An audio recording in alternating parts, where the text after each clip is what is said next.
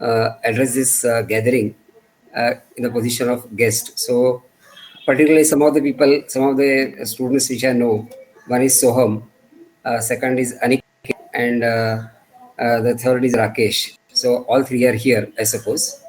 And I happen to see your, as you can say, their project in the college when they made this, you can say, a car, and the car was in running condition. So I'm really happy to come and join this function.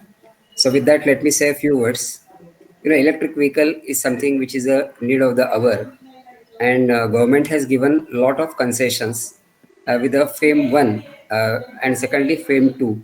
All of us are aware, for each kilowatt energy which is required to drive the motor, government gives, I think, 10,000 rupees per kilowatt.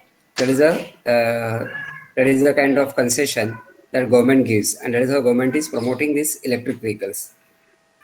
Another advantage which are going to come with electric vehicle is that as the time is passing through, with the BS6 norms which came into existence from 1st of April 2020, the regulation is becoming stringent day by day. So the cost of IC engine automobile is becoming more and more to meet the emission regulation. And comparatively, the cost of electric vehicle is coming down to the extent that we have to cross the barrier, and we have to see that electric vehicle will reduce the cost of this electric vehicle will be less than that of the IC engine vehicle, and it will be more attractive to the customer. I have another two or three points which are to be made. If you go to the remote places, for example, if you go to any hill station where the availability of the fuel pump, whether it is a petrol or diesel, is quite a far away. That means if you go to even a place like, say, Bhandardara in Maharashtra, the nearest petrol pump or fuel pump is around 20 kilometers away. So somebody who is having a vehicle, if he has to fill up the petrol, you can't store it at home. So you 20 kilometers you have to go one way. That means 40 kilometers. A lot of waste of, you can say, money. So all such remote places, hill station, even places like Andaman, Nicobar, or similar islands, where the fuel availability becomes more and more difficult. So electric vehicle will be an advantage because you can save the money. Secondly, in those areas, availability of the solar power is going to be very useful available. But perhaps in the cities it may be difficult because you've got a multi-story, you can say, buildings. But in the remote places, you can have a small houses where you can have a rooftop solar panel, and the vehicle can be charged. And that is why the advantage of electrical vehicle is more in the villages, in the remote places, in the islands, in the hill stations. One more input I would like to give is this swappable construction. Some of us may be aware. Now, Ola is coming with the construction of, to start with, two-wheeler and three-wheeler, where battery is going to be the swappable. That means, like you have got a CD, which is, the CD can be the same CD can be used in any CD drive, whether it is from Philips or from LG or from HP, or you got a gas cylinder, gas cylinder. So same thing is going to happen. And we should have the swappable battery, so that battery has to be taken from the store. You have to use the battery the moment it gets, you can say, discharged or likely to get discharged.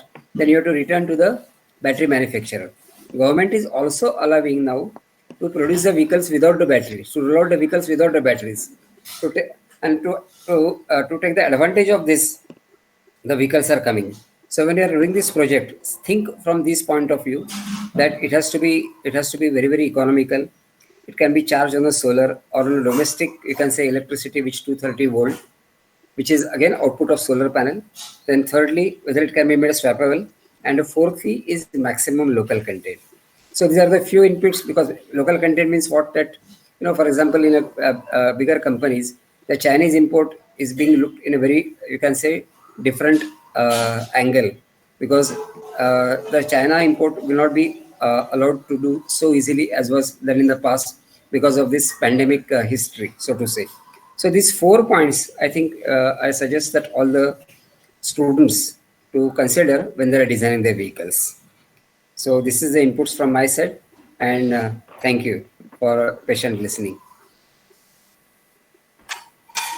Thank you, sir, for your guiding us and giving us your valuable time. It is our pleasure to have such an experienced personality to address us and our teams. I would like to say a few words about our guest, Mr. Shashikant Lagwankar. When we were in Tata Motors, Lagwankar sir was our mentor. He is a dedicated, warm hearted, and down to earth personality. He guided us in our mistakes, scolded us for our mischiefs, and appreciated us whenever it was needed. He encouraged us to explore the deepest of the knowledge of the things you are associated with. He himself studied the things and prepared for every query to answer our doubts. We were lucky to have such a valuable mentor when we were interns in Tata Motors. I would like to thank Lagwankar sir once again for joining us in this team meeting, and I will further proceed to Mr. Aniket to give you all the instructions. Thank you, sir. Thank you. Thank you.